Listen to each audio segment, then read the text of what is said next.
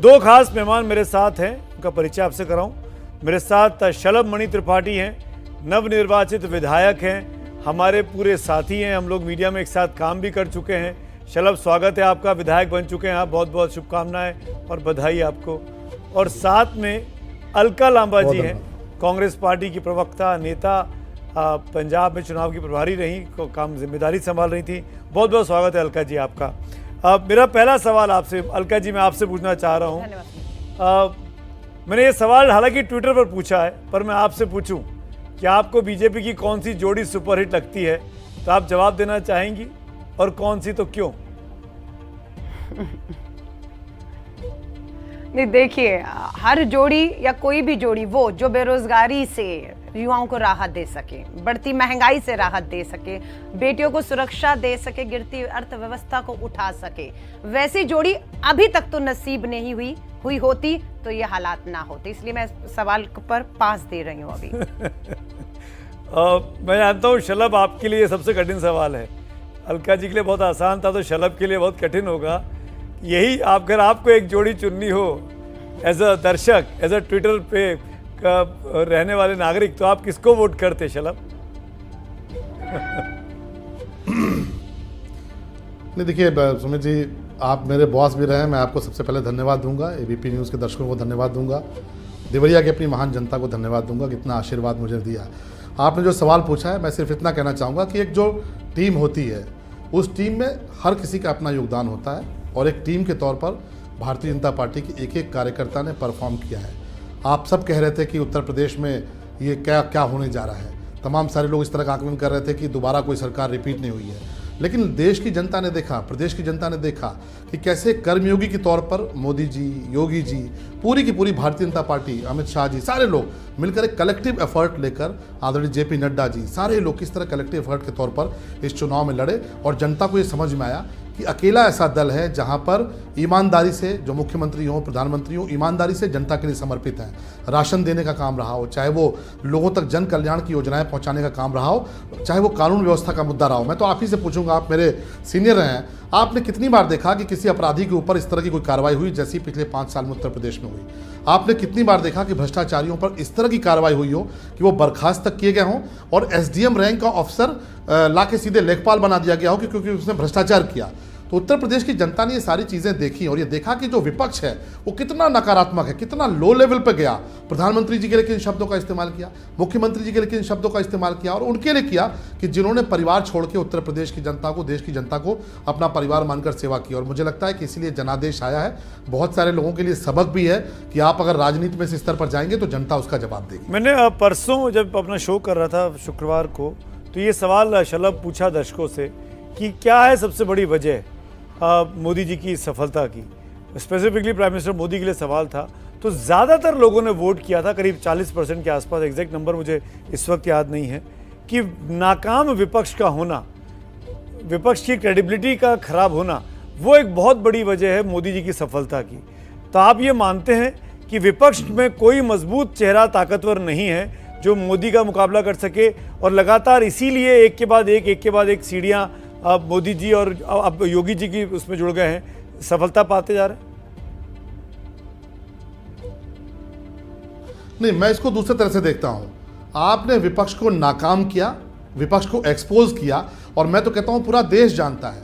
और बार बार ये सवाल आता है, अलका जी को बुरा लगेगा, मैं क्षमा मांगते हुए कहना चाहता हूं कि राहुल गांधी को नेता बनाने के लिए कांग्रेस पार्टी ने जितनी मेहनत की है, उसकी आधी मेहनत भी देश को बनाने के लिए कर दिया होता, तो आज देश की जनता उनके साथ खड़ा होती।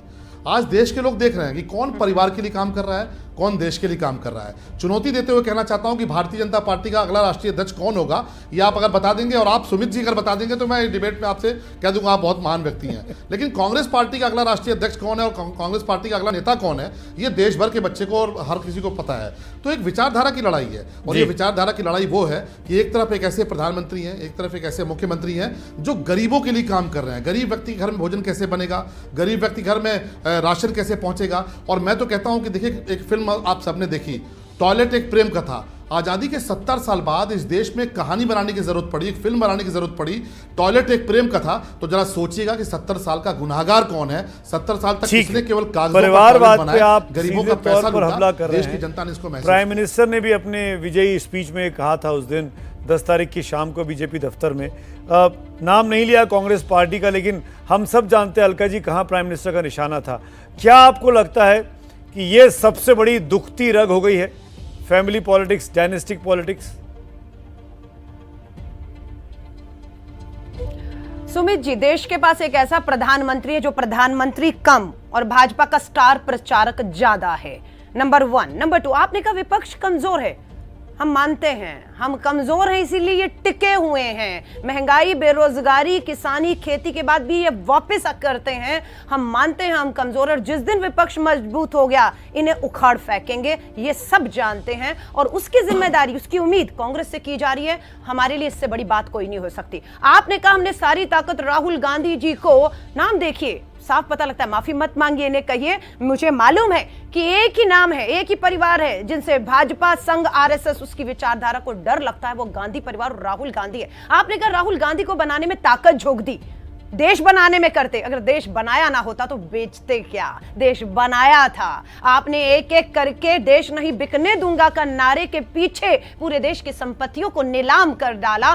फिर भी जो गरीब है उसे कोई राहत मिलते हुए नहीं दिख रही। 80 करोड़ लोग अभी भी सरकारी मुफ्त राशन पर क्यों निर्भर हैं? 70 सालों की बात करते हैं, कश्मीर 90 का, आज फिल्म टैक्स फ्री करिए, सब भाजपा के देखिए, किसी तरह भी नफरत, उन्माद फैलाइए, लेकिन ये नहीं बताते हैं कि जम्मू कश्मीर में 370 हटा देते हैं, राष्ट्रपति शासन लगाते थे, जम्मू कश्मीर लद्दाख को अलग कर देते हैं, वहां पर पूर्ण राज्य का दर्जा छीन लेते हैं। आप हैं वहां पर, अभी भी कश्मीरी पंडितों को न्याय 8 साल में क्यों नहीं दिलवा पाए हैं? ये नहीं है तो पता है, जो अपनी नाकामियां हैं उसका ठीकरा फोड़ना बहुत आसान है। गांधी परिवार, यह कांग्रेस का आंतरिक मामला है सुमित जी।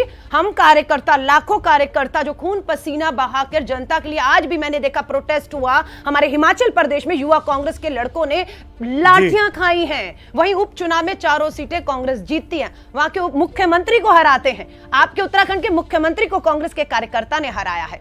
आपका उत्तर प्रदेश का मुख्यमंत्री हारता है। आपका गोवा का मुख्यमंत्री जो है वो 600 से जीतता है। हार अगर राहुल गांधी जी के अमेठी में याद दिलाते हैं तो मैं कहती हूं मत अपमानित करिए। अटल बिहारी वाजपेयी जी को हारे, वो भी थे।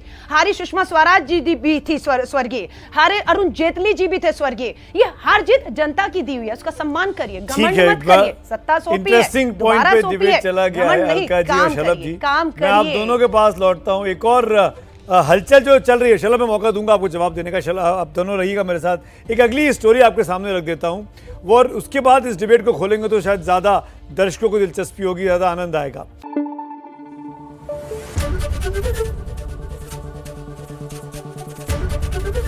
एबीपी न्यूज आपको रखे आगे।